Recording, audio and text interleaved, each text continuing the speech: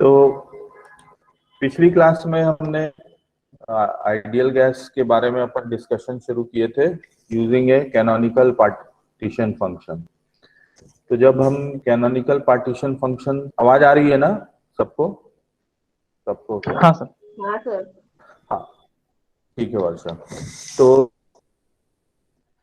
जो canonical partition function बनाने के लिए हम लोग क्या किए थे, कुछ बातों को आप अगर देखते हैं तो डिस्क्रीट स्टेट्स के पार्टीशन फंक्शन होता है वो था, उसमें समेशन आता है, summation over the entire discrete states.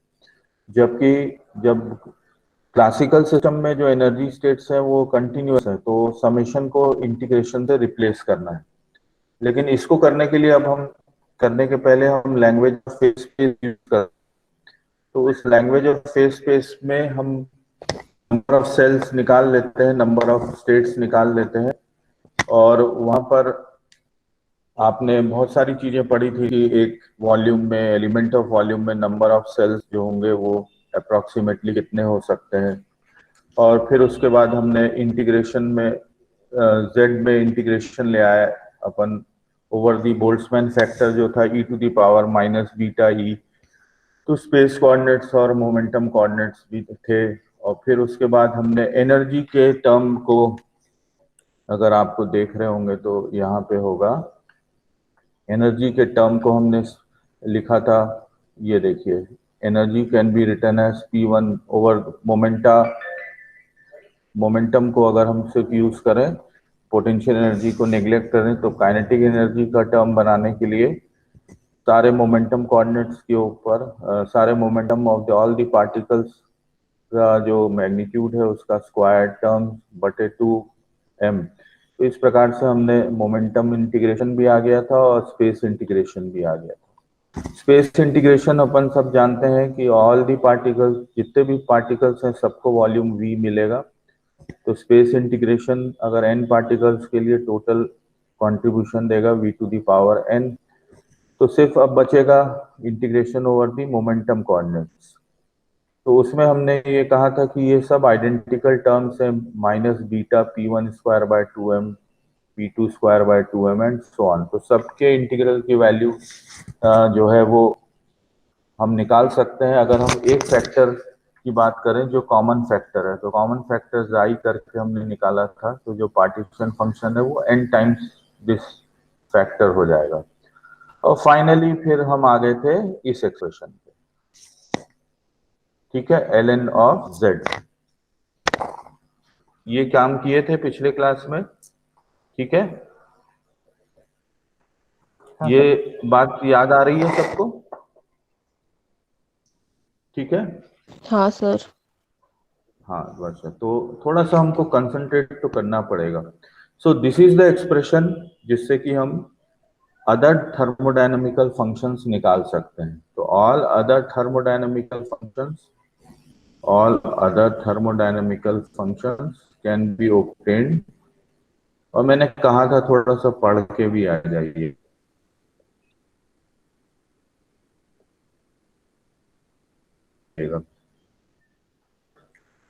Can be obtained from ln z। तो बाकी बात चूंकि पूरी मैथमेटिक्स है और मैं चाहता हूँ कि आज की क्लास को कंप्लीट कर लें, तो मैं आपको ना एक जो मैं आपके लिए नोट बनाया उसी को मैं शेयर करता हूँ, ठीक हाँ है, सर। चलेगा? क्योंकि अगर मैं लिखने बैठूंगा तो टाइम ज्यादा लगेगा। और जो समझाने की बात है वो सब समझा दिया है आप लोग को, ठीक है। तो अभी ज्वाइन कर लिए हैं लोग अब, चलो। तो जर बहुत सारी बातें जो हैं मैथमेटिकली अब ओरिएंटेड रहेगा आज की क्लास। तो मैं ये सोच रहा था कि हम लिखने डिराइव करें, इससे बेहतर है कि मैंने नोट आपके लिए बनाया है उसी के मार्फत अगर अपन चले तो कैसा रहेगा? आप अगर बोलेंगे तो मैं फिर इसको लिखते रहूं, अन्यथा आप इससे समझ सकते हैं, ठीक है। बढ़ूं आगे? हाँ सर। बढ़े आगे? हाँ सर। चलो। तो ये मैं स्क्रीन शेयर कर रहा हूं, ये दिख रहा है क्या आपको? हाँ सर। चलो, तो देखिए इक्वेशन नंबर 9 जो दिख रहा है आपको स्क्रीन में, इट इज एक्सप्रेशन, किसका एक्सप्रेशन है? Log of the partition function. हाँ, और ये पार्टीशन फंक्शन हमने पहले की क्लास में बना लिया था, कंस्ट्रक्ट कर लिया था आइडियल गैस के लिए। तो एक बार जब ये पार्टीशन फंक्शन बन गया, तो इस पार्टीशन फंक्शन को बनने के बाद अब हमारे पास एक रास्ता बन जाता है कि अदर थर्मोडायनेमिकल फंक्शंस जो है और जो थर्मोडायनेमिकल क्वांटिटीज हैं उनको अब हम इस पार्टीशन फंक्शन से निकाल सकते हैं। ठीक है, प्रोसेस ये रहेगा कि आपको कुछ मालूम होना चाहिए। क्या चीज मालूम होनी चाहिए? कि कैनोनिकल डिस्ट्रीब्यूशन में आप पार्टीशन फंक्शन से वेरियस थर्मोडायनेमिकल फंक्शंस कैसे निकालते हैं। मैं फिर से ये बात कह रहा हूं, याद क्या रखना है कि इस पार्टीशन फंक्शन के एक्सप्रेशन से आप बाकी थर्मोडायनेमिकल फंक्शंस ऑफ स्टेट कैसे निकाल सकते हैं। तो इसके लिए क्या आवश्यक होगा कि आपको अपनी पिछली क्लास में जाना पड़ेगा और उसमें ये देखना पड़ेगा कि हमने Z से अदर थर्मोडायनेमिकल क्वांटिटीज कैसे निकाली। कुछ संक्षिप्त रूप में इस तरीके से हमको याद रखना पड़ेगा। तो फिर से मैंने कहा, स्क्रीन दिख रहा है, क्या लिखा है पहला ही लाइन? Assume a पहली, canonical distribution. तो वर्षा अगर क्वेश्चन ये आता है कि obtain the partition function for a classical ideal gas, तब तो ये इक्वेशन नंबर 9 तक लिखोगे। साथ में आता है कि अगर obtain the equation of partition expression for partition function of an ideal gas and obtain the thermodynamical functions of state, तो इक्वेशन नंबर 9 से आगे चलोगे। ठीक है, 9 भी तक लाओगे और 9 से भी आगे चलोगे। लेकिन अगर सिर्फ क्वेश्चन ये आता है using the canonical partition function of an ideal gas obtain the thermodynamical functions of state, तो इक्वेशन नंबर 9 को डिराइव नहीं करना। मैं वन नोट पे लिख देता हूं क्या क्या हो सकता है। इस क्वेश्चन को कैसे पूछ सकता है? यूजिंग द, जो अभी हम पढ़ेंगे, यूजिंग द कैनोनिकल, चाहो तो आप लिख लो कॉपी में, using the canonical partition function for an ideal gas. तो इसका मतलब है LNZ हमको निकालना नहीं है, यूज करना है। ठीक है, LNZ डिराइव नहीं करना है, डोंट डिराइव LNZ, इसको सिर्फ यूज करना है। बात सभी लोग क्लास में ध्यान रखें, don't derive LNZ। Obtain the thermodynamical functions, obtain the thermodynamical functions of state। एक क्वेश्चन ये हो सकता है। दूसरा क्वेश्चन ये हो सकता है कि आपसे क्या पूछ सकता है? obtain, derive expression for classical partition function of an ideal gas। लिख लीजिए, किसी ने कुछ ज्वाइन किया है। derive an expression for the partition function of an ideal gas and obtain thermodynamical functions। ठीक है, तो अनेक ये पॉसिबिलिटी आ सकती है, ऐसा ना हो कि आप सब यही लिखने लग जाएं, थर्मोडायनेमिकल फंक्शन। तीसरा क्वेश्चन क्या हो सकता है? सिर्फ एक्सप्रेशन को डिराइव करने के लिए पूछ सकता है, derive an expression for the partition function of an ideal gas. ये बात समझ में आई सबको? Yes sir. क्या 3 क्वेश्चन बन सकते हैं? हाँ, तो अब इसमें कोई आपको कंफ्यूजन नहीं होना चाहिए। तो हमने एक्सप्रेशन पार्टीशन फंक्शन का पिछली क्लास में निकाल लिया है, और अब हम एक बार अगर Z निकाल चुके हैं तो अदर थर्मोडायनेमिकल फंक्शंस कैसे निकालेंगे। तो सबसे पहले तो अगर आपसे ये क्वेश्चन आता है कि आपको पार्टीशन फंक्शन की सहायता से आपको थर्मोडायनेमिक फंक्शंस निकालना है तो एक लाइन लिखना पड़ेगा कि हम एज्यूम कौन सा कैनोनिकल कौन सा डिस्ट्रीब्यूशन लॉ यूज कर रहे हैं। तो हम यहाँ पर एज्यूम क्या कर रहे हैं, कैनोनिकल डिस्ट्रीब्यूशन लॉ यूज कर रहे हैं। हम यहाँ पर कैनोनिकल डिस्ट्रीब्यूशन लॉ यूज कर रहे हैं। तो अब सबसे पहला एक एक्सप्रेशन है जो इंटरनल एनर्जी है system, internal energy of the mean internal energy of the system. तो कैसे निकालते हैं ये आपने पहले भी पढ़ा है, पढ़ा है ना? हाँ सर। मैंने हाँ आपको सर। कहा सेकेंड ईयर की किताब में भी दिया है और मैंने भी शायद थोड़ा आपको बताया है। तो पार्टीशन फंक्शन की सहायता से जब हम इंटरनल एनर्जी को निकालेंगे तो सबसे पहले हमें कहाँ से शुरुआत करना है, वी शुड नो, हमको मालूम होना चाहिए कि इंटरनल एनर्जी का एक्सप्रेशन, एवरेज इंटरनल एनर्जी का एक्सप्रेशन कैसे लिख सकते हैं। तो इट इज, अभी हम समेशन के रूप में लिख रहे हैं, summation over the entire energy states, क्योंकि हमको ये मालूम है कि जेड जो है जेड का एक्सप्रेशन हमारे पास आ चुका है। तो हम शुरुआत में तो समेशन का साइन यूज कर रहे हैं, ध्यान देंगे, u equal to summation of E S E to the power minus beta E S. ये सिंपल फॉर्मूला है, आपने पढ़ा होगा इसको। कैसे पढ़ा होगा, कुछ बता सकते हैं ये कहाँ से आया? किसी भी क्वांटिटी की एवरेज वैल्यू निकालना है तो summation over all the states into the probability factor upon summation of this probability, ऐसा करके एक एक्सप्रेशन आता है। वही अगर आप सेकंड ईयर की किताब देखेंगे तो वहां भी मिलेगा आपको। मैं कहाँ पे दिखाऊं, आप नोट करो जरा किताब में वो नंबर, शायद पेज नंबर बताता हूँ, रुकिए प्लीज होल्ड करिए, मैं आपको बताता हूँ कहाँ पर दिया हुआ है। आपके पास, सबके पास गोयल की किताब है ना कि नहीं है? सर मेरे पास है।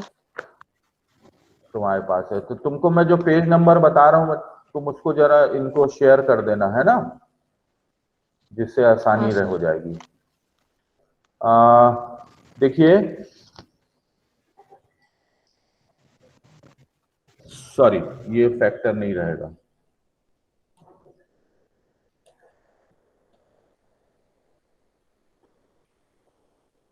सुधीर आपने टोका नहीं मुझको? सर मेरा कनेक्शन चला गया था, नहीं अच्छा सुना। ठीक है।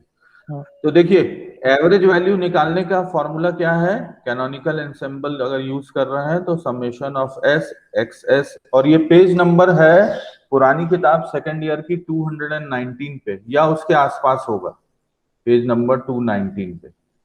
एक्सेस एक्स की कोई ऑब्जर्वेशन है जिसका मीन वैल्यू निकालना है तो एक्स की value over the various energy states multiplied by the corresponding probability. तो ये अगर डिस्क्रीट है, और अगर कंटिन्यूअस है तो integral of x P x into D x. तो इस प्रकार के एक्सप्रेशन से हम अवगत हैं। तो यहाँ से क्या हो जाएगा, average value of X is equal to summation of X S, और प्रोबेबिलिटी अपन पढ़ चुके हैं बोल्ट्जमैन कैनोनिकल डिस्ट्रीब्यूशन में, minus beta E S upon summation over S e to the power minus beta E S. तो अगर आप इस फॉर्मूला को देखिए, यहाँ पर हमको इंटरनल एनर्जी का निकालना है। तो मैं आपको स्क्रीन दूसरी दिखाऊं तो यहाँ पर एक्सेस के बदले क्या आ गया, ई एस आ गया, और फिर अगर आप देखिए मैंने लिखा है e to the power minus beta E s, और फिर नीचे क्या है यहाँ पर, summation of s E to the power minus beta s. तो ये फॉर्मूला अब आपको तक डराएगा नहीं कि एक सर कहाँ से ले आए, ठीक है। इसको थोड़ा सा, ये चीज मैं पूछूंगा अगली क्लास जब भी होगी, मैं आपसे पूछूंगा इसके ऊपर क्वेश्चन, तैयार रहिएगा। थोड़ा सा इसको ब्रश अप कर लीजिए कि यहाँ पे कैसे एक्सप्रेशन आता है, ठीक? सुन रहे हैं ना सब लोग? अरुण हाँ और सर। नेहा, जी नेहा सर। आजकल आप तो इसको आप देख लीजिएगा, किताब में मैंने पेज नंबर भी बताया है। तो उसी फॉर्मूला को हम यूज कर रहे हैं जब हम इंटरनल एनर्जी की एवरेज वैल्यू निकाल रहे हैं। तो नीचे जो डिनोमिनेटर है वो बताओ क्या चीज है, e to the power minus beta E S. ये पार्टीशन फंक्शन है कैनोनिकल एंसेंबल का, है कि नहीं ये? हाँ सर। ठीक। तो z, ये पार्टीशन फंक्शन को कैसे लिख दिया, summation over all the states. और समेशन किसके कर रहे हैं, प्रॉब्लम बोल्ट्जमैन का जो प्रोबेबिलिटी फैक्टर है e to the power minus beta E s, इसके ऊपर अपन समेशन कर रहे हैं। अब एक काम करें, अगर पार्टीशन फंक्शन को डिफरेंशिएट करें बीटा के रिस्पेक्ट, बीटा क्या चीज है, बीटा आप सबको मालूम होगा, बीटा जो थर्मोडायनामिकल रिलेशनशिप क्या है बीटा का, 1/, KBT। 1/, KBT।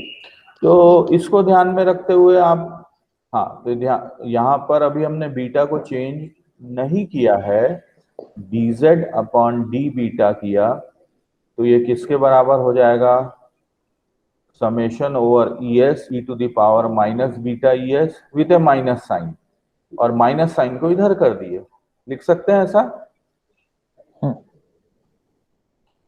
अब वापिस गो बैक टू, आप u के एक्सप्रेशन में वापिस जाइए, तो ये जो न्यूमरेटर है e S E to the power minus beta E s, इसके बदले क्या लिख सकते हैं, minus d Z upon D beta, और summation over s E to the power minus beta E s को लिख सकते हैं z। तो फाइनली इंटरनल एनर्जी का एक्सप्रेशन क्या हो गया, u equal to minus 1/z D Z upon D beta.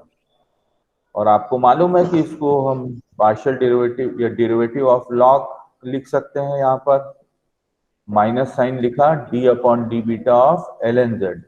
तो जब एल एन जेड को डिफ्रेंशिएट करोगे विथ रिस्पेक्ट टू बीटा, तो 1/, विथ रिस्पेक्ट टू बीटा करेंगे तो क्या मिलेगा, 1/z into D Z upon D beta. तो ये इक्वेशन नंबर 11 हो गया। 10 कौन सा हो गया, 10 शायद ये वाला एक्सप्रेशन हो गया, मैं लिखा नहीं हूं, ये इक्वेशन नंबर 10 हो। बढ़े आगे,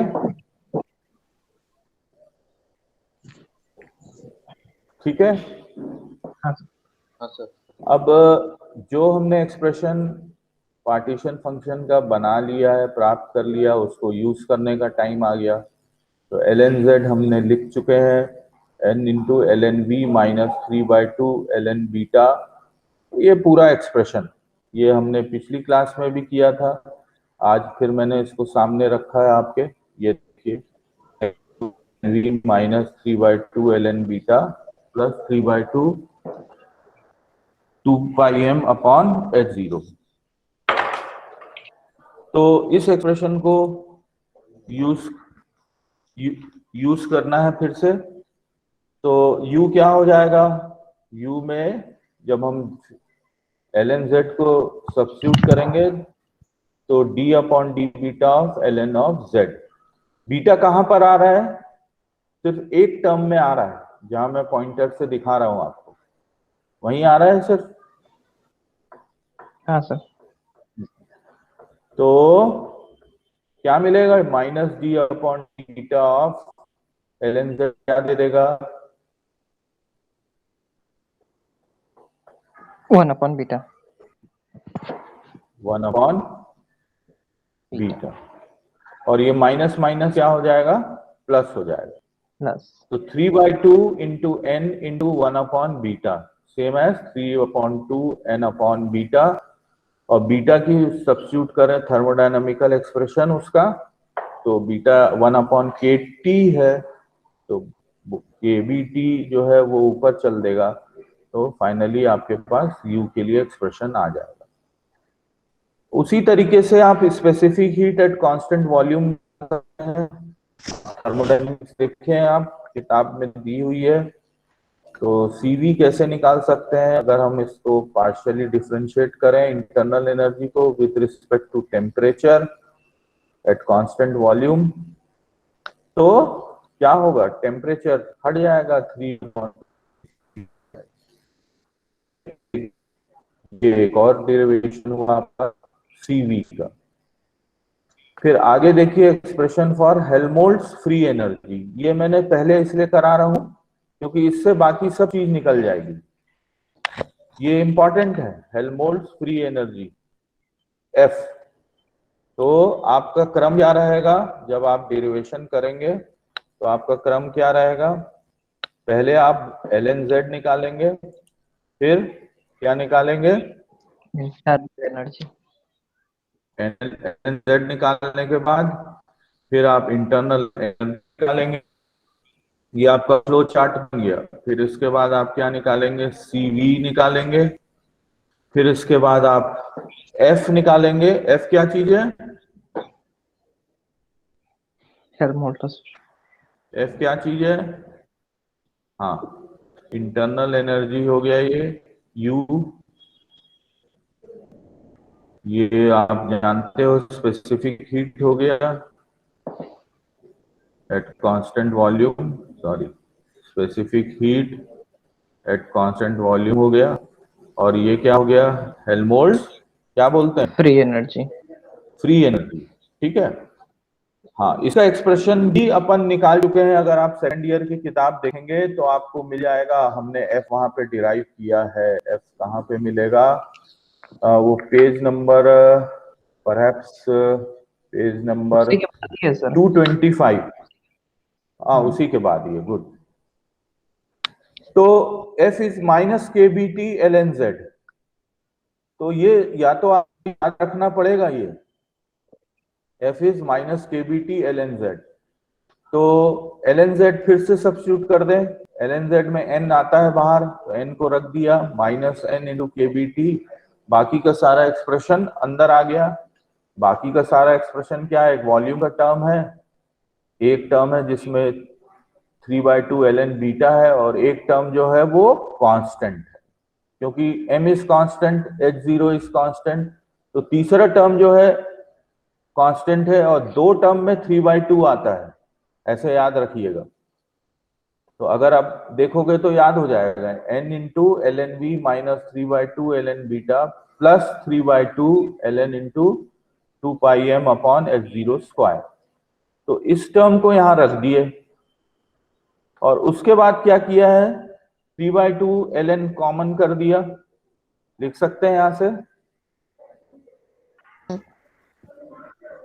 3/2 ln कॉमन कर सकते हैं।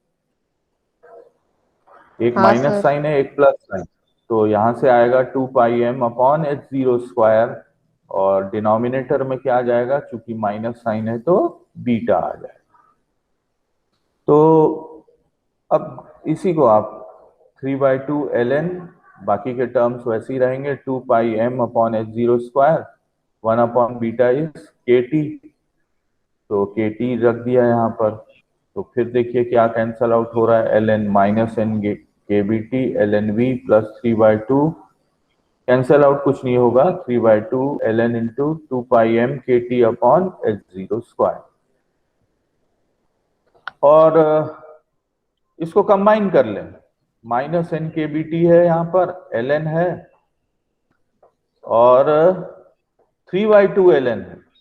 तो v को ln लॉगरिथम जो है वो इस पूरे एक्सप्रेशन का निकालें अगर, तो ln v यहां से आ जाएगा, और इसमें एक्सपोनेंट बना दिए 3/2, तो यहां से क्या मिलेगा, 3/2 ln into 2πm KT upon H0 square. तो ये हेल्महोल्ट्ज फ्री एनर्जी जो है वो एक्सप्रेशन नंबर 14 हो जाएगा। ये मैंने इसलिए कहा कि इसके बाद अब आपको क्या निकालना होगा, हेल्महोल्ट्ज फ्री एनर्जी निकाल लिए, इसी क्रम में चलेंगे। और इसके बाद आप क्या निकालेंगे, प्रेशर, क्योंकि प्रेशर के लिए आपकी सेकेंड ईयर की किताब में उस चैप्टर में वहां पर नहीं दिया है, लेकिन दूसरी जगह आपको जरूर दिया होगा जब आप थर्मोडायनेमिक्स पढ़ते हैं। तो प्लीज म्यूट कर लो। द एक्सप्रेशन फॉर प्रेशर किसके बराबर है, -Δf अपॉन Δv।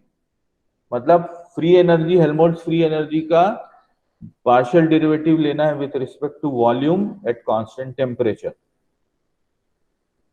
तो F is minus K B T into L N Z, तो प्रेशर हो जाएगा माइनस साइन के साथ, इस माइनस साइन के साथ पॉजिटिव हो गया, K B T into del L Z, del upon del V of L N Z.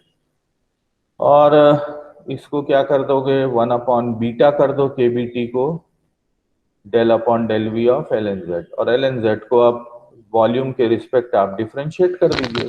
एक ही टर्म है जिसमें वॉल्यूम आ रहा है, एक टर्म है जिसमें बीटा आ रहा है, और एक टर्म है जिसमें वॉल्यूम आ रहा है, और एक टर्म ऐसा है जो कि कांस्टेंट है। तो याद ऐसे करना है, ऐसे याद रहेगा अब आपको।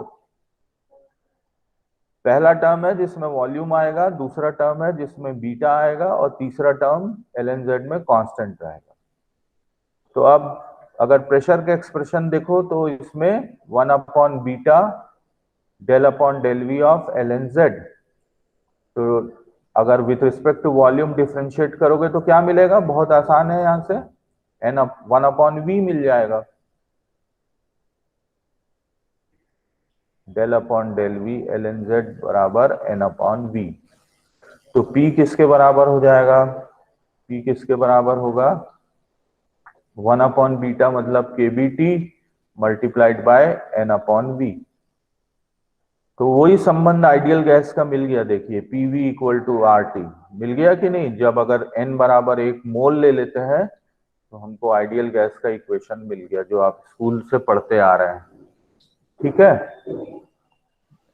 बढ़ू आगे, इसके कुछ हाँ सर। पूछना है तो पूछ लीजिए। सिंपल मैथमेटिकल स्टेप्स है ये, है ना। हाँ सर। अब फिर ये सबसे इंपॉर्टेंट है, तो हमारा फ्लो चार्ट में ये भी ध्यान जोड़ लें अगेन, मतलब फ्री एनर्जी से, हेल्महोल्ट्ज फ्री एनर्जी से प्रेशर, और हेल्महोल्ट्ज फ्री एनर्जी से एंट्रोपी।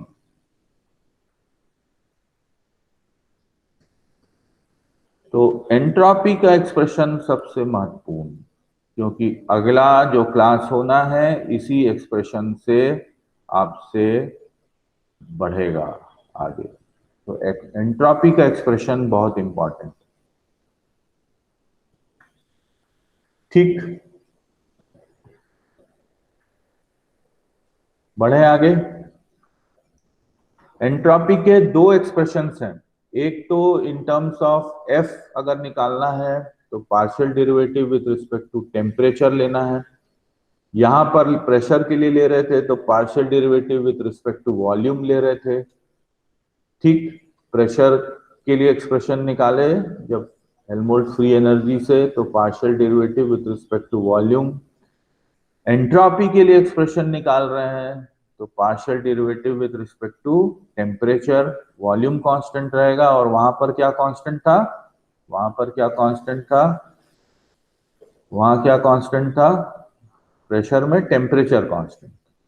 तो याद रहेगा अब आपको, P will be obtained with constant temperature condition, और एंट्रोपी का एक्सप्रेशन निकालेंगे तो वॉल्यूम कांस्टेंट। ठीक, बढ़े आगे। हाँ सर। और वर्षा, अब अगर आप अभी आपके पास किताब होगी तो आपके पास उस किताब में इस प्रकार का संबंध भी दिखता है, सेकेंड ईयर की किताब में, F is equal to U minus T S, ये संबंध भी आपको मिलता है। तो टी एस किसके बराबर हो जाएगा, T S will be you minus F हो जाएगा, या एस किसके बराबर होगा, you minus F upon T के बराबर। तो हमको वो भी याद रखना है, you minus F upon T. दिख रहा है आपको यहां पे लिखा हुआ है इक्वेशन 17 में, both the expressions for entropy, दिख रहा है। हाँ सर। सर। तो लव ये देखिए कि हम कहां से शुरुआत करते हैं, हम पहले डिफरेंट, आप कर सकते थे, आप करके देख लीजिएगा कि जो फ्री एनर्जी है उसको with respect to temperature partial derivative ले लीजिए, देखिए क्या आता है। मैंने क्या किया, u माइनस एफ वाले एक्सप्रेशन से निकाला है, तो u minus F upon T is same as u upon T minus F upon T, और f जो है वो किसके बराबर है, माइनस एफ किसके बराबर है, K B T L N Z, तो माइनस माइनस प्लस हो गया, तो एस हो गया U by T plus K B L N Z. तो यहां से एक्सप्रेशन लिख दें। u आप निकाल चुके हैं पहले ही, u किसके बराबर था, मैं जानबूझ के ऐसा लिखा इसलिए क्योंकि u भी चला आ रहा है। u कहाँ से आ रहा है, u आ रहा है 3/2 एन के बी टी। तो हम देखें यहाँ पे क्या आ रहा है, u बाई टी, नहीं के बी एल एन जेड ये हो गया 3/2 N K B T, internal energy का एक्सप्रेशन हो गया, निकाल चुके हैं बाय टी, तो मिल गया K B L N Z plus 3/2 N K B. अब आप क्या कर सकते हैं, 3/2 एन के बी को सेकेंड टर्म रहने दीजिए, और क्या किया गया है, L L N N Z Z का का वैल्यू वैल्यू वैल्यू रखें सर। तो एन कहाँ से आ गया, कुछ सर गड़बड़ सामने दिख में रहा ए है। रहता है ना सर, एन इंटू ए का अच्छा, रहता अच्छा, ठीक है ये। है। हाँ सर।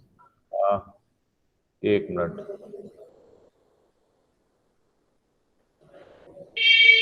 एल एन हाँ जेड हाँ equal to N N into. हाँ हाँ हाँ हाँ एन इंटू रहेगा ना। जी सर। ओके ओके, यहाँ गलती हुई है शायद, है ना। नहीं सर, वहाँ नहीं सर। फिर सर एल एन जेड का वैल्यू ही रहता है n into value, l n अच्छा l z n into. Z में, यस यस, हाँ ठीक है अरुण, ठीक ठीक, कहाँ पे है एल एन जेड देखें जरा, हाँ yes, this is L N, है ना, एन इसी को एन बोल एन। रहे हैं ना। जी सर। चलो ठीक, गुड गुड। तो एल एन जेड में एन आता है, तो एन के बी लिख लिया यहाँ पर, एल एन वी वो एक्सप्रेशन पूरा का पूरा ऐसे ही लिख दिया, प्लस 3/2 एन के बी रख दिया, और इस टर्म को पहले लिख दिया जानबूझ के। देखिए सेकंड स्टेप में क्या कर रहे हैं, l N v as it is लिखा, 3/2 into L n 2 pi m upon h zero square को पहले लिख लिया, क्योंकि यहाँ भी 3/2 है, और प्लस 3/2,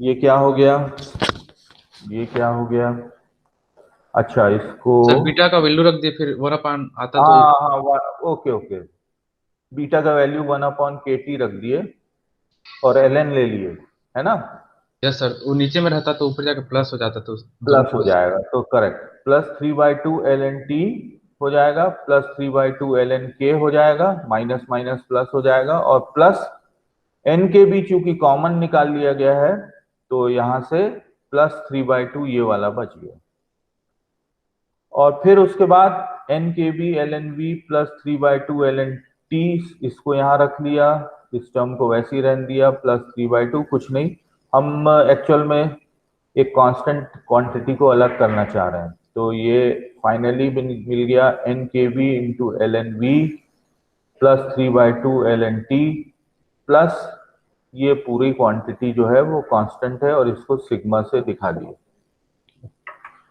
सिग्मा से दिखा दिए, जहां पर सिग्मा क्या हो गया, 3/2 इंटू एल एन 2 पाई m के अपॉन एच जी, और 3/2 कॉमन निकाल लोगे तो अंदर 1 आ जाएगा। तो महत्वपूर्ण बात यह है कि ये जो एक्सप्रेशन एंट्रोपी का निकला है, इसका यूज आगे entropy of mixing of gases में भी होगा। ध्यान ये रखना है कि चूंकि H0 आर्बिट्री क्वांटिटी, यहाँ पर ये जो कांस्टेंट है इसमें H0 जो है वो कहाँ से चल के आ रहा है, H0 चल के आ रहा है जब हमने फेज स्पेस का लैंग्वेज यूज किया, और पार्टीशन फंक्शन नया बनाना शुरू किए, नंबर ऑफ स्टेट्स की गिनती किए इन ओवर ए कंटिन्यूअस रेंज, तब फिर वहां पे H0 आया। मूल बात यह है कि ये H0 जो है वो स्वैच्छिक राशि है, और अगर वो स्वैच्छिक है तो इसका मतलब है कि आइडियल गैस की जो एंट्रोपी है वो भी किसी हद तक आर्बिट्री हो गई, क्योंकि H0 बदलोगे आप तो एंट्रोपी का मान जो है वो एब्सोल्यूट नहीं निकलेगा। इसीलिए ये पूछ सकता है आपसे क्वेश्चन कि इस एक्सप्रेशन में why the absolute value of entropy is indeterminate, why you can not determine the absolute value of entropy. तो देखिए एक और बात कि जो जितने भी थर्मोडायनेमिकल फंक्शंस हमने अभी निकाले हैं एक बेसिक एजम्पशन के आधार पर निकाले हैं कि ये जो गैस के मॉलिक्यूल्स हैं ये डिस्टिंग्विशेबल, प्रभेद्य कण मान के हमने ये किया है। ये भी एक इम्पॉर्टेंट बात है इस पूरे एक्सरसाइज में कि जब हम एक्सप्रेशन निकालते हैं एंट्रोपी का, क्लासिकल आइडियल गैस का, तो जो मॉलिक्यूल्स हैं गैस के इनको हमने डिस्टिंग्विशेबल माना है। दूसरी महत्वपूर्ण बात यह है कि जो एंट्रोपी का एक्सप्रेशन निकला है वो एब्सोल्यूट मैग्नेट वैल्यू नहीं निकला है, क्योंकि ये आर्बिट्री कांस्टेंट H0 पर डिपेंड कर रहा है। और फाइनली हम इसको समराइज करें तो देखिए एक टेबल देखा हुआ है, फंक्शन ऑफ स्टेट U महत्वपूर्ण है और F महत्वपूर्ण है। तो statistical thermodynamical function of state U और F है, और स्टैटिस्टिकल मैकेनिकल एक्सप्रेशन जो है वो लिख रहा है आपको, देखिए दिख रहा है -d/d बीटा ln z और -kBT ln z। और बाकी सारी चीज आप इससे निकाल सकते हैं, एंट्रोपी निकाल सकते हैं, pressure, Helmholtz free energy, Gibbs free energy, specific heat at constant volume. तो एक क्वेश्चन ये भी जुड़ सकता है कि why does the expression does not determine the absolute value of entropy। एक क्वेश्चन ये भी जुड़ सकता है, यहाँ पे जो मैंने लिखा है इसके साथ ये भी एक्सप्रेशन जुड़ सकता है, क्वेश्चन आ सकता है। तो अगली क्लास जो है वो हमारी क्या रहेगी, अगला जो हम पोर्शन स्टार्ट करेंगे वो हम स्टार्ट करेंगे entropy of mixing of gases. ठीक है, दिख रहा है अभी आपको स्क्रीन। तीसरा क्वेश्चन क्या बनेगा, तीसरा क्वेश्चन क्या बनेगा, तीसरा क्वेश्चन बनेगा why the entropy, why the expression of entropy of a classical का है कुछ लिखना, ideal gas does not give its absolute। तो अब आप तैयार करेंगे ये सब, अब मैं थोड़ी देर आपके सामने आता हूं, आप ये सब क्वेश्चन तैयार कर लेंगे जो 8 लोग जुड़े हुए हैं। हाँ सर। कब, हाँ कितना सर। समय चाहिए होगा अरुण, नेहा, अरुण, दुर्गेश्वरी, आप सबको कितना समय चाहिए होगा इस क्वेश्चन को तैयार करने में, और कितने कितने दिन लग जाएंगे?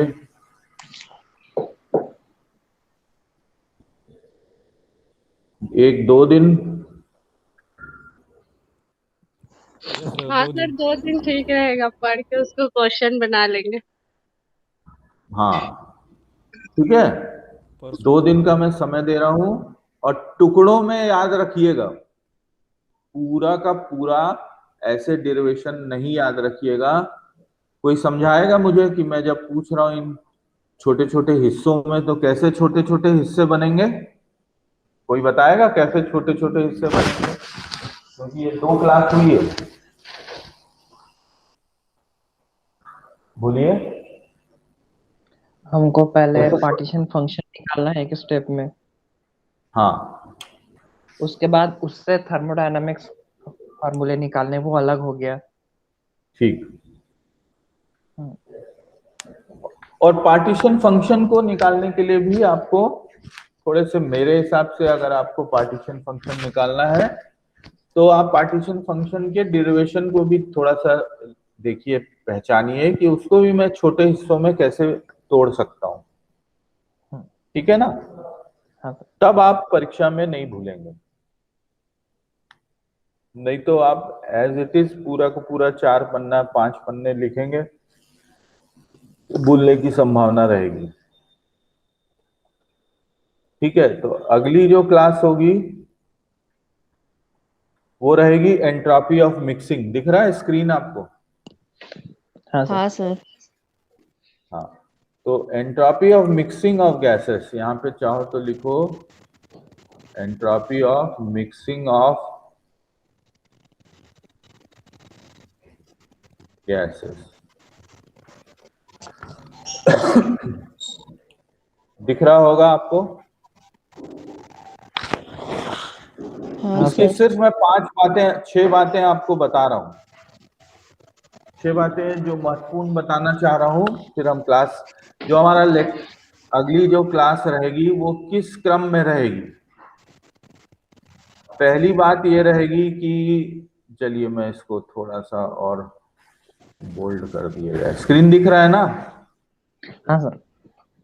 हाँ, तो देखिए पहली बात ये रहेगी कि हम entropy of mono atomic ideal gas का एक्सप्रेशन दिमाग में रखें। हम हम इसको फिर से वापस लाएं कि एक्सप्रेशन फॉर एंट्रोपी क्या है।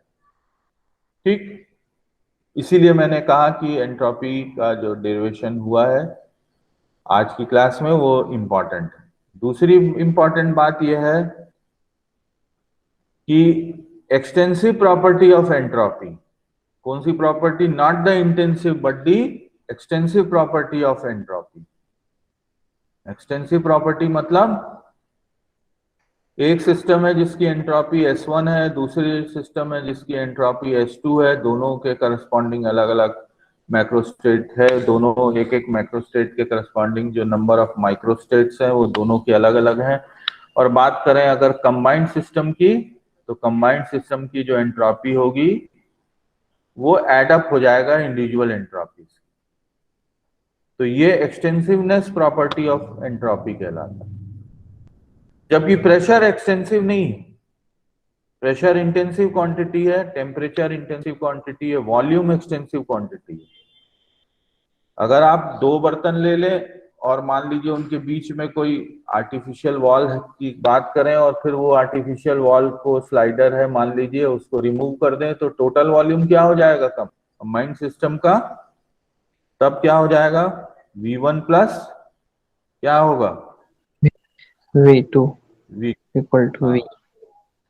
हाँ, हाँ, but it is not for pressure.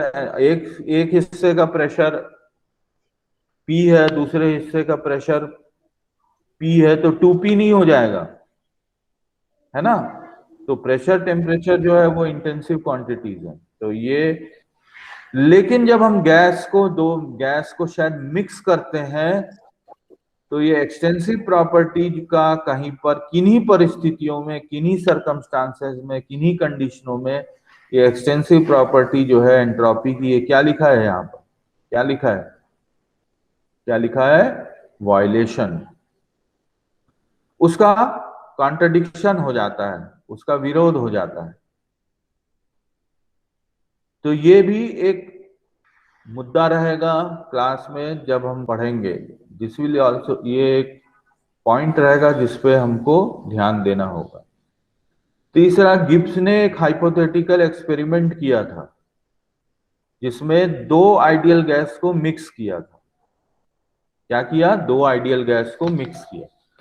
अब आपके दिमाग में ये आ सकता है कि 2 आइडियल गैस आर्गन और नियॉन हाइड्रोजन हो सकते हैं या आर्गन के ही 2 सैंपल हो सकते हैं।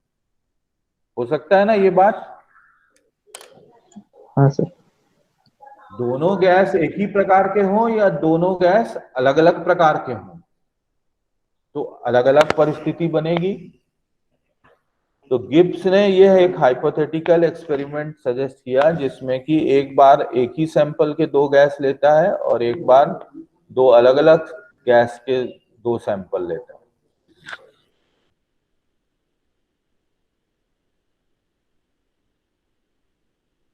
फिर बाद में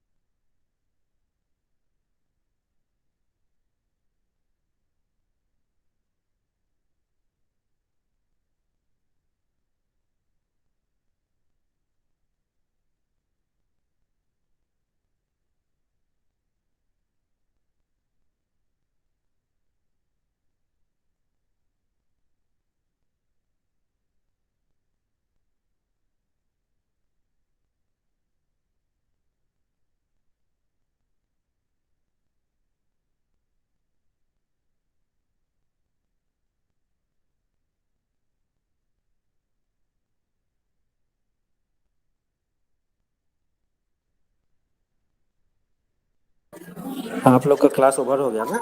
ठीक, लीव हाँ कीजिए। सर, ठीक है, थैंक यू सर।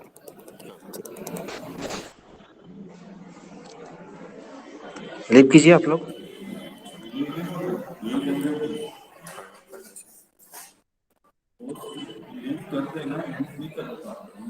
हाँ,